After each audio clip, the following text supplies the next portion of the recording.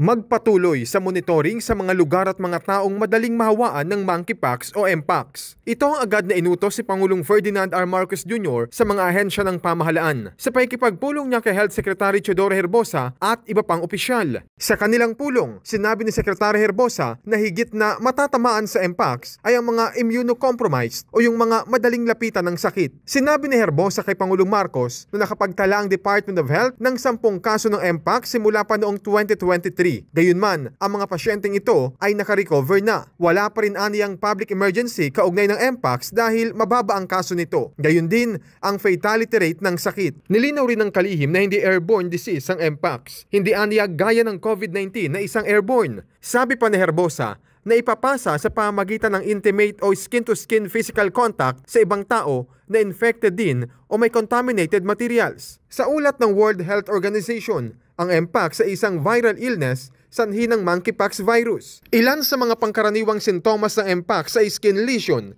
na tumatagal ng 2 hanggang 4 na linggo na sinasabayan ng lagnat, sakit ng ulo, panakit ng kalamnan at likod, low energy at swollen lymph nodes. Tiniyak ni Herbosa ng DOH ay handang gumamot at pangasiwaan ng mpox. Sa isang panayam, sinabi rin ni Herbosa ng unang mpox case na naitala sa Pilipinas ngayong taon ay isang mild variant at hindi ito yung deadly strain o yung nakamamatay. Samantala, sinabi naman ni Dr. Nina Gloriani, head ng DOST Vaccine Development Expert Panel, na hindi pa kailangan ng Pilipinas ang vaccine kontra mpox. Gayunman, nanawagan naman siyang mas kailangan ng bakuna sa bansa kontra sa dengue. Sa panayam sa kanya sa Bagong Pilipinas ngayon, sinabi niyang may mga bagong generation ng vaccine para sa dengue at maaari nang mag-apply ang Pilipinas dito. Sa Southeast Asia, tanging ang Indonesia, Vietnam, Thailand at Malaysia pa lang ang may vaccine laban sa nasabing sakit. Kami ang vaccine panel namin ay hindi na po functional ngayon, no? Pero nasa FDA na po ito. Now, may mga bago pong vaccine sa dengue na siguro ay dapat natin talagang tignan. Actually, as far as I know, ay meron na pong application.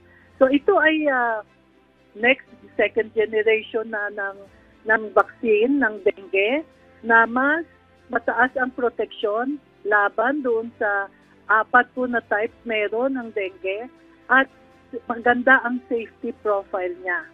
So, sana pwede po siya sa 6 to 16 years of age. Actually, meron na pong rekomendasyon ng WHO na gamitin ito. Kaya lang, hindi pa nga po umaandar sa atin yung pag-approve dito. Alan Francisco, para sa Pambansang TV, sa Bagong Pilipinas.